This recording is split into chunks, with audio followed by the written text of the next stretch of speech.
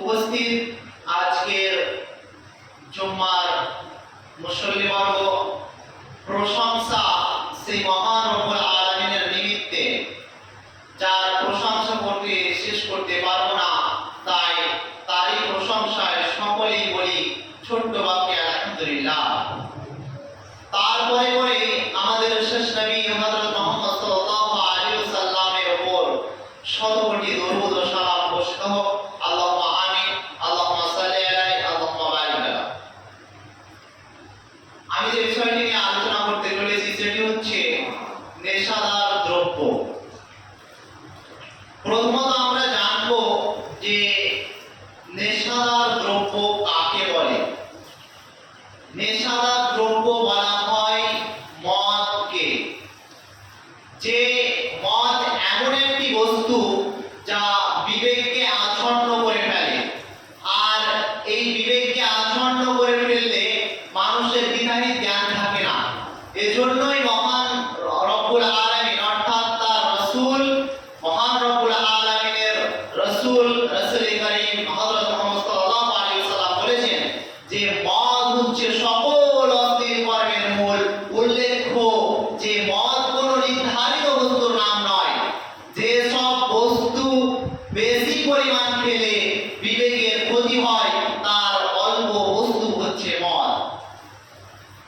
আল্লাহ রাব্বুল আলামিন সূরা মায়েদা আয়াত নাম্বার 90 এর মধ্যে বলেন, ইয়া আইয়ুহাল্লাযীনা আমানু, হে ঈমানদারগণ, হে বিশ্বাসীগণ, ইন্নামাল খামর, নিশ্চয় মদ, ইন্নামাল খামরি ওয়াল মাইসির ওয়াল আনসাব ওয়াল আজলাম, নিশ্চয় মদ, জুয়া, প্রতিমা এবং ভাগ্য নির্ধারক, রিজসুম মিন আমালিশ শাইতান, এগুলো হচ্ছে শয়তানের কর্ম। ফাসতানিবু, তোমরা এগুলো থেকে বেঁচে থাকো। লাআল্লাকুম তুফলিহুন, তবেই তোমরা সফলকাম হবে। সম্মানিত উপস্থিতি, রাসূল সাল্লাল্লাহু আলাইহি ওয়াসাল্লাম অন্য এক হাদিসের মধ্যে বলেন যে হাদিসের বর্ণনাকারী হচ্ছে আবু হুরায়রা রাদিয়াল্লাহু তাআলা আনহু। তিনি বর্ণনা করছেন যে আবু হুরায়রা রাদিয়াল্লাহু তাআলা আনহু قال قال রাসূলুল্লাহ সাল্লাল্লাহু আলাইহি ওয়াসাল্লাম মুদমিনুল খামরি কাবাইনিল ওয়াতান, সর্বদা নেশাদার দ্রব্য পানকারী মূর্তি পূজকের ন্যায় অপরাধী।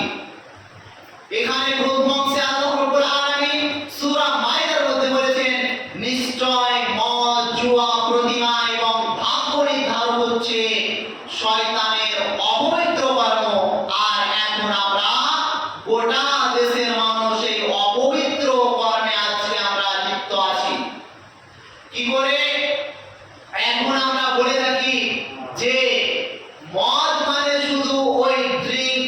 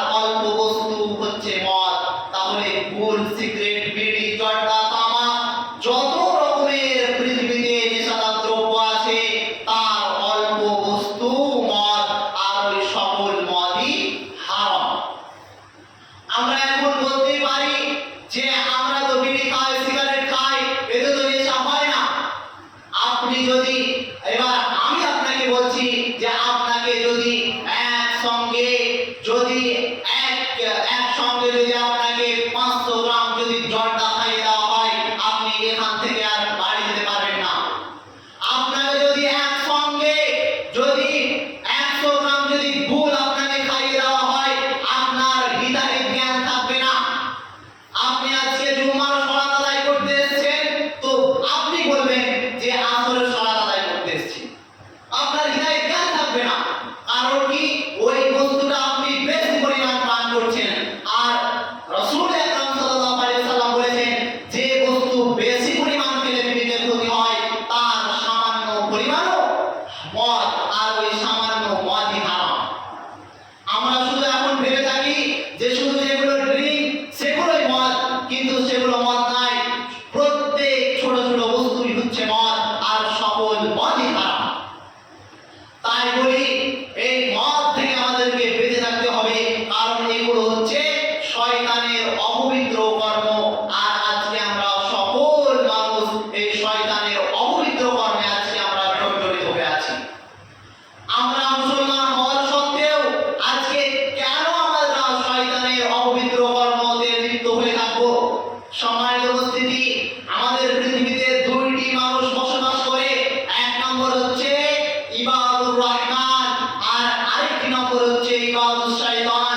অর্থাৎ এক নম্বর হচ্ছে আল্লাহর বান্দা, আর দ্বিতীয় নম্বর হচ্ছে শয়তানের বান্দা, অর্থাৎ আল্লাহর গোলাম আর শয়তানের গোলাম। আর আপনি বলুন, আপনি যদি নেশাদার দ্রব্য থেকে বেঁচে থাকেন, তাহলে আপনি হবেন কি? আল্লাহর বান্দা। আর যদি আপনি শয়তানের পদঙ্ক অনুসরণ করেন, শয়তানের কাজে লিপ্ত হয়ে থাকেন, তাহলে আপনি শয়তানের গোলাম হয়ে আছেন। আর আপনি বলুন, আজকে আপনি নেশাদার দ্রব্য গ্রহণ করছেন, আপনি আজকে বিড়ি খাচ্ছেন, আজকে আপনি তামাক খাচ্ছেন, আজকে আপনি সিগারেট টানছেন, তাহলে আপনি বলুন, আপনি আল্লাহর বান্দা নাকি শয়তানের বান্দা? আজকে আমরা সকল মানুষ ছোটখাটো বিষয় আজকে আমরা দেখছি না যে এগুলো ভুল, বিড়ি সিগারেট এগুলোতে নেশা হয় না, আমরা ভেবে থাকি। কিন্তু সকল বস্তু এগুলো হারাম। আর এই সকল বস্তু পান করা মানেই হচ্ছে শয়তানের পদঙ্ক অনুসরণ করা, আর শয়তানের পদঙ্ক অনুসরণ করা মানেই হচ্ছে শয়তানের গোলাম হয়ে থাকা। তাই আজকে আমরা ভেবে চিন্তে দেখবো যে আজকে আমরা শয়তানের গোলাম হয়ে পৃথিবীতে বসবাস করব, নাকি আল্লাহর গোলাম হয়ে বসবাস করব। সম্মানিত উপস্থিতি, রাসূল আকরাম সাল্লাল্লাহু আলাইহি ওয়াসাল্লাম হাদিসের মধ্যে বলেছেন, হাদিসের বর্ণনা হচ্ছে উসমান রাদিয়াল্লাহু তাআলা আনহু বলেন যে সর্বদা নেশাদার দ্রব্য পানকারী মূর্তি পূজা করে ন্যায় অপরাধী হয়ে হাদিসটিতে বললো। আর এই হাদিসটিতে রাসূল সাল্লাল্লাহু আলাইহি ওয়াসাল্লাম বলেছেন যে নেশাদার দ্রব্য পানকারী হচ্ছে সকল অশ্লীল কর্মের মূল এই নেশাদার দ্রব্য। আর এই অশ্লীল কর্মের মূল যে ব্যক্তি পান করলো, যে ব্যক্তি এই নেশাদার দ্রব্য থেকে বেঁচে থাকে না, তাকে সে আল্লাহ এবং তার রাসূলের নাফরমানি করে। আর আল্লাহ এবং তার রাসূলের নাফরমানি করার কারণে যে শাস্তির হকদার হয়, আল্লাহ তাআলা বলেন যে যে ব্যক্তি আল্লাহ তার রাসূলের নাফরমানি করে, তাকে চিরকাল জাহান্নামে থাকবে, এবং তার জন্য রয়েছে খুবই দুঃখজনক শাস্তি, বেদনাজনক শাস্তি। সমাজের উপস্থিতি, তাই নেশাদার দ্রব্য থেকে বেঁচে থাকুন। কেননা রাসূল আকরাম সাল্লাল্লাহু আলাইহি ওয়াসাল্লাম হাদিসের মধ্যে বলেছেন, জাবের রাদিয়াল্লাহু তাআলা আনহু বর্ণিত তিনি বলেন, রাসূল আকরাম সাল্লাল্লাহু আলাইহি ওয়াসাল্লাম বলেছেন যে নিশ্চয় আল্লাহর ওয়াদা রয়েছে যে সর্বদা নেশাদার দ্রব্য পানকারীকে আল্লাহ রাব্বুল আলামিন তিনাতে খাবার পান করাবেন।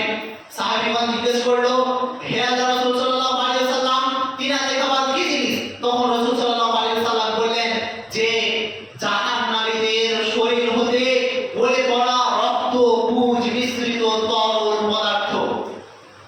আর আপনি আজকে নেশাদার দ্রব্য পান করছেন, আপনি যখন মারা যাবেন তখন আপনাকে ওই জাহান্নামীদের শরীর হতে গলে পড়া রক্ত, পুঁজ মিশ্রিত তরল পদার্থ আপনাকে পান করা হবে।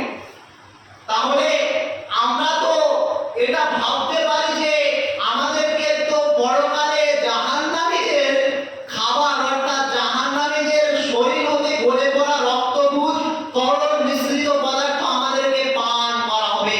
তা সেটি পান করা ভালো, নাকি আজকে এগুলো থেকে বেঁচে থাকা ভালো?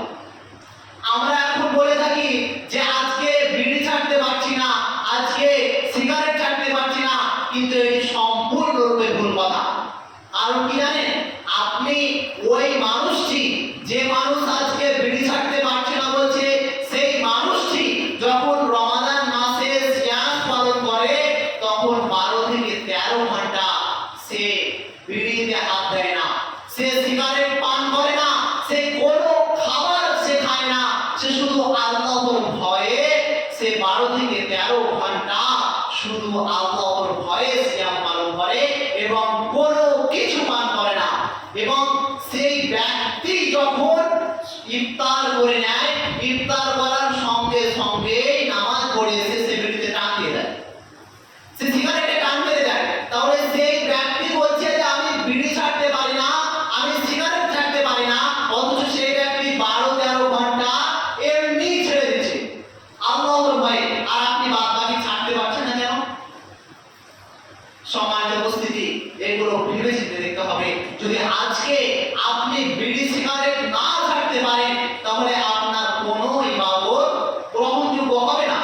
কারণ কি? রাসূল সাল্লাল্লাহু আলাইহি ওয়াসাল্লাম বলেছেন, হাদিসের বর্ণনাকারী আব্দুল্লাহ ইবনে ওমর রাদিয়াল্লাহু তাআলা তিনি বলেন, রাসূল সাল্লাল্লাহু আলাইহি ওয়াসাল্লাম বলেছেন, যে ব্যক্তি নেশাদ্রব্য পান করবে তার আল্লাহ রাব্বুল আলামিন 40 দিন কোনো ইবাদত গ্রহণযোগ্য হবে না। আর সে যদি এই অবস্থায় মারা যায় তাহলে সে জাহান্নামে যাবে। আর যদি সে তওবা করে তাহলে তার তওবা আল্লাহ রাব্বুল আলামিন গ্রহণ করবেন। আর সে যদি দ্বিতীয়বার সে যদি নেশাদ্রব্য পান করে তাহলে আল্লাহ রাব্বুল আলামিন 40 দিন সালাত কবুল করবেন না। আর সে যদি এমন অবস্থায় মৃত্যুবরণ করে তাহলে সে জাহান্নামে যাবে। আর যদি সে তওবা করে তাহলে আল্লাহ রাব্বুল আলামিন তওবা গ্রহণ করবেন। আর যদি সে ব্যক্তি তৃতীয়বার নেশাদ্রব্য পান করে আর সে যদি সেই অবস্থাতেই মারা যায় তাহলে সে জাহান্নামে যাবে। আর সে যদি আল্লাহ রাব্বুল আলামিনের কাছে তওবা করে আল্লাহ রাব্বুল আলামিন তার তওবা গ্রহণ করবেন। আর সে যদি চতুর্থবার নেশাদ্রব্য পান করে তাহলে আল্লাহ রাব্বুল আলামিন তাকে রাগাতুল খাবার পান করাবেন। জিজ্ঞাসা করা হলো রাগাতুল খাবার কি জিনিস? তখন রাসূল সাল্লাল্লাহু আলাইহি ওয়াসাল্লাম বললেন, সেই জাহান্নামীদের শরীর হতে গলে পড়া রক্তপুঞ্জ তরল পদার্থ। তাহলে আজকে আমরা নেশাদ্রব্য ছাড়তে পারছি না, আজকে আমরা নেশাদ্রব্য প্রতিনিয়ত আজকে আমরা পান করে যাচ্ছি। আজকে ছোট থেকে বড়, বড় থেকে ছোট, কেউ আজকে বাদ নেই। প্রতিটি গ্রামে গঞ্জে আজকে একদম মাসুম ছেলে থেকে একদম বয়স্ক বৃদ্ধ মানুষ অবধি আজকে আমরা এই নেশাদ্রব্যতে লিপ্ত হয়ে আছি। সম্মানিত উপস্থিতি, অথচ আপনি যদি একবার নেশাদ্রব্য পান করেন আপনার 40 দিন কোনো ইবাদত গ্রহণযোগ্য হবে না। আর বলা হয়েছে যে আমরা সকলেই জানি যে ব্যক্তি সুদ গ্রহণ করে, অর্থাৎ যে ব্যক্তি সুদ খায় সে কার সমান গুনাহ হয়? সেই ব্যক্তির গুনাহ সে যেরকম মায়ের সঙ্গে 36 বার জেনা করলে যেরূপ গুনাহ হবে, একবার 1 টাকা সুদ খেলে আপনার সেই পরিমাণ গুনাহ হবে। তার সত্ত্বেও এর থেকেও বড় গুনাহ কি জানেন? নেশাদ্রব্য পান করা। কি করে? নেশাদ্রব্য যে ব্যক্তি একবার পান করবে সে শুধু মায়ের সঙ্গে নয়, মা, খালা, ফুফা, ফুফি এদের সঙ্গে জেনা করলে যেই রূপ গুনাহ হবে, একবার নেশাদ্রব্য গ্রহণ করলে সেই রূপ গুনাহ হবে। সম্মানিত উপস্থিতি, আপনাকে কি দিয়ে বোঝায় যে নেশাদ্রব্য কত কঠিন? যে সমস্ত গুনাহ অর্থাৎ সবচেয়ে বড় গুনাহ যেটি পৃথিবীতে সেটি হচ্ছে শিরক করা। তারপরে পিতামাতার সাথে অবাধ্যতা অর্থাৎ পিতামাতাকে না মানা, এগুলোই হচ্ছে বড় গুনাহ। কিন্তু এই সব গুনাহের দুনিয়াতে কোনো শাস্তি নেই, দুনিয়াতে কোনো রকম শাস্তির কথা নেই। অথচ এই নেশাদ্রব্য এমন একটি কাজ, নেশাদ্রব্য এমন একটি জিনিস যেটি দুনিয়াতে শাস্তির কথা বলা হয়েছে। রাসূল সাল্লাল্লাহু আলাইহি ওয়াসাল্লাম বলেছেন, যে ব্যক্তি নেশাদ্রব্য পান করবে তাকে 40 বার আঘাত করার কথা বলা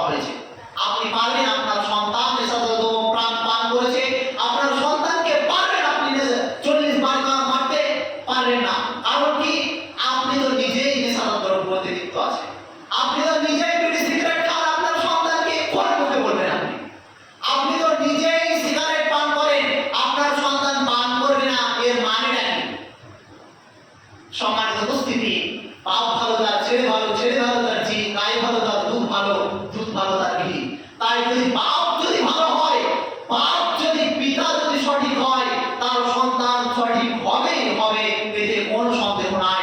আর যদি আপনি অর্থাৎ পিতা যদি নেশাদার দ্রব্যে লিপ্ত থাকে, আপনি যদি বিড়ি সিগারেটে লিপ্ত থাকেন, মদ যদি আপনি খোর হন, জুয়াখোর হন, আপনার সন্তান বড় হয়ে কি সে মসজিদে নামাজ পড়তে আসবে? আপনি কি করে ভেবে নেবেন?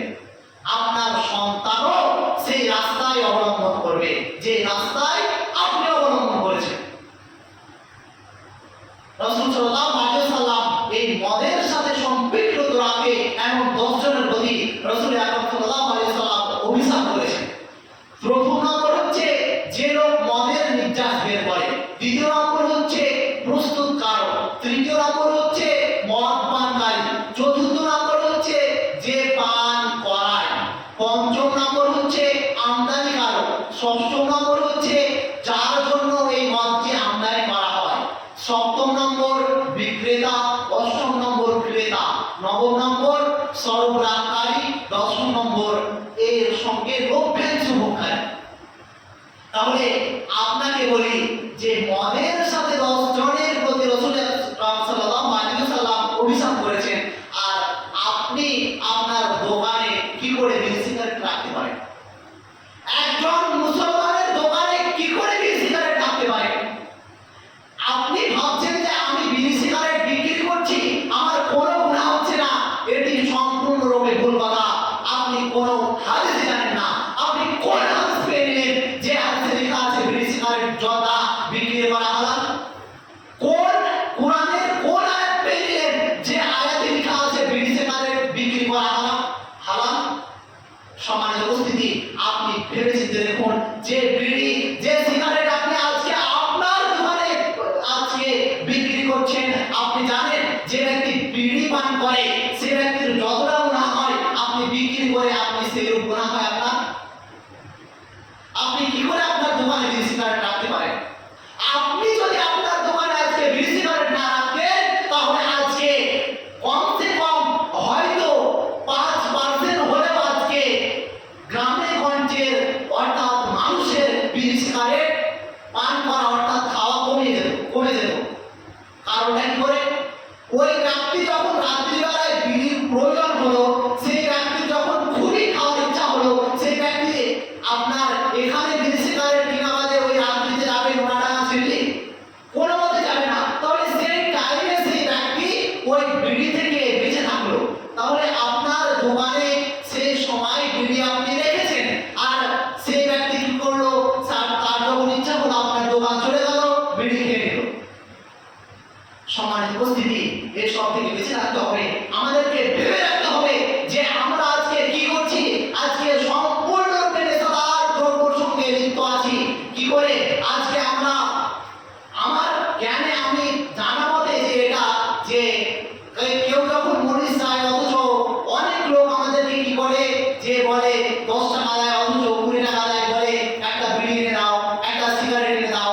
আপনি যদি ওই ব্যক্তিকে সিগারেট এনে দেন, আপনি যদি ওই ব্যক্তিকে এখন ধান কাটার সময় ওই ব্যক্তিকে মরিচ পাঠিয়ে যদি ওই ব্যক্তির জন্য এক প্যাক বিড়ি কিনে পাঠান, ওই ব্যক্তির যতটুকু গুনাহ হবে আপনার ঠিক ততটুকুই গুনাহ হবে। আশ্চর্য, আপনার মরিচ বিড়ি না হলে কাজ করবে না, ওই মরিচকে রাখবো না, আমি নিজে কাজ করবো, আমি কি নিজে পঙ্গু হয়ে গেছি নাকি?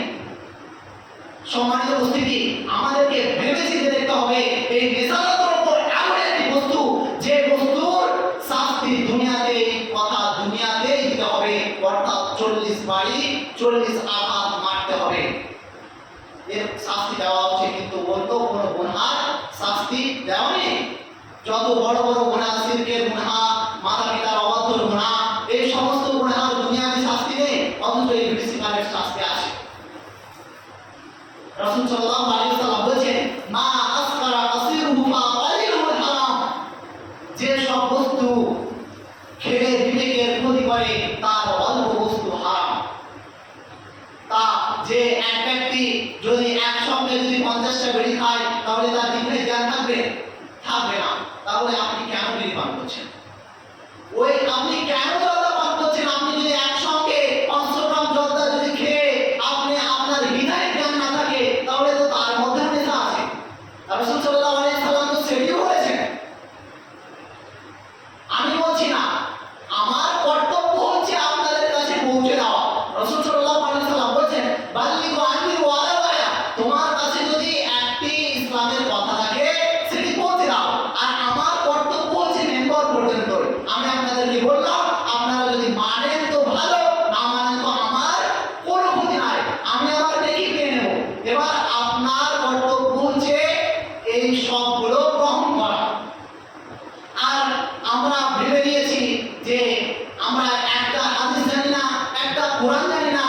অথচ কোনটি হারাম কোনটি হালাল এসব সম্পর্কে আমাদের জ্ঞান নেই, অথচ আমরা শুনছি যেগুলো হারাম তার সত্ত্বেও আজকে আমরা মানছি না।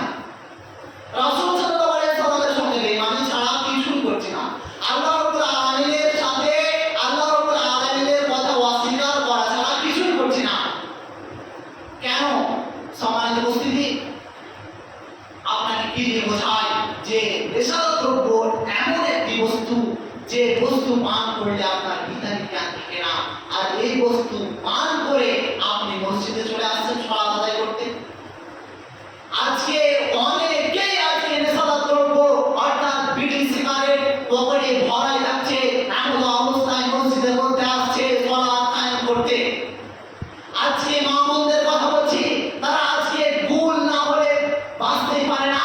আজকে আমার সেই দাদিগুলো তারা ভুল মাজা ছাড়া কোনো কিছু জানে না, তাদেরকে ভুল লাগবে, ভুল না হলে তারা এক পাও চলাচল করতে পারে না। তাহলে ভুল পান করো তো না। আপনাকে যদি একসঙ্গে যদি 100 গ্রাম ভুল যদি আপনাকে পান করে দেওয়া হয়, তাহলে আপনি তো এটি দিন নাকি রাত আপনি তো বুঝতেই পারবেন না।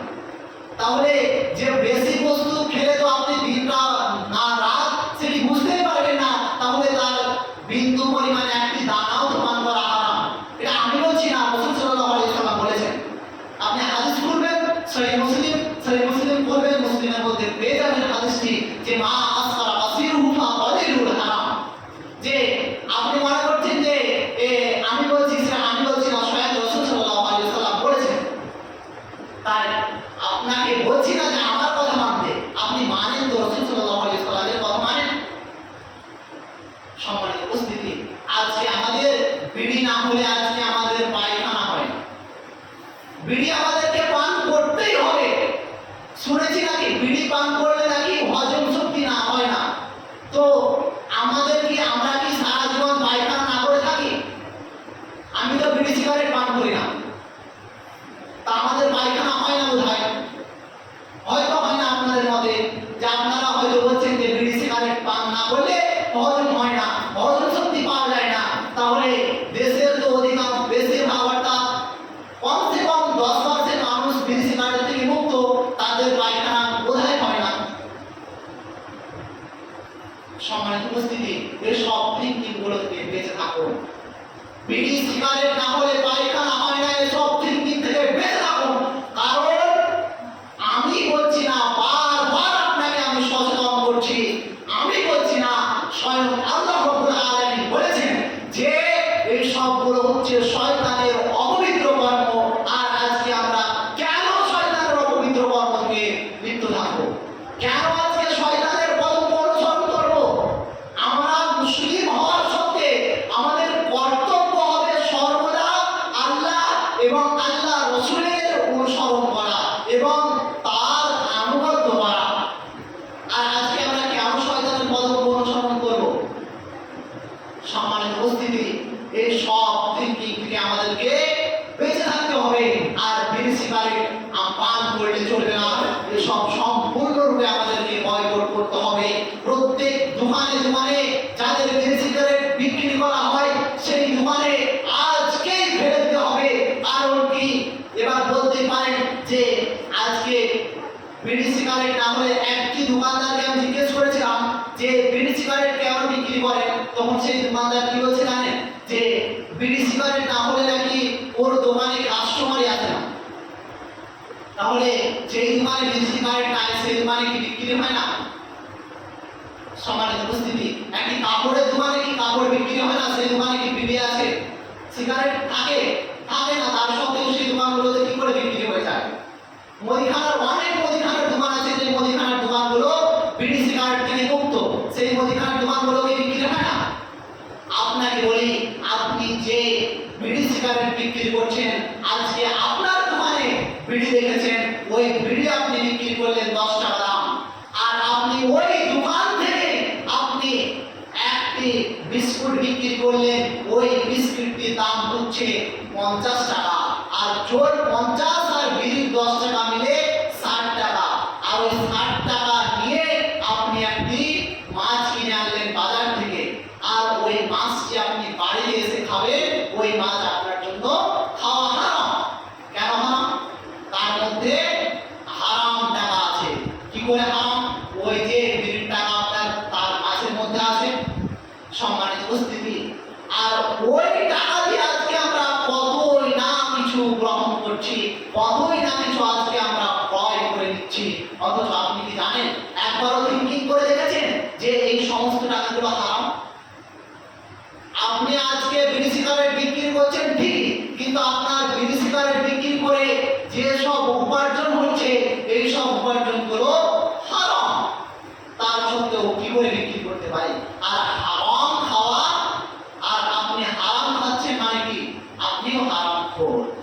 সম্মানিত উপস্থিতি, আমি আপনাকে গালি দিচ্ছি না।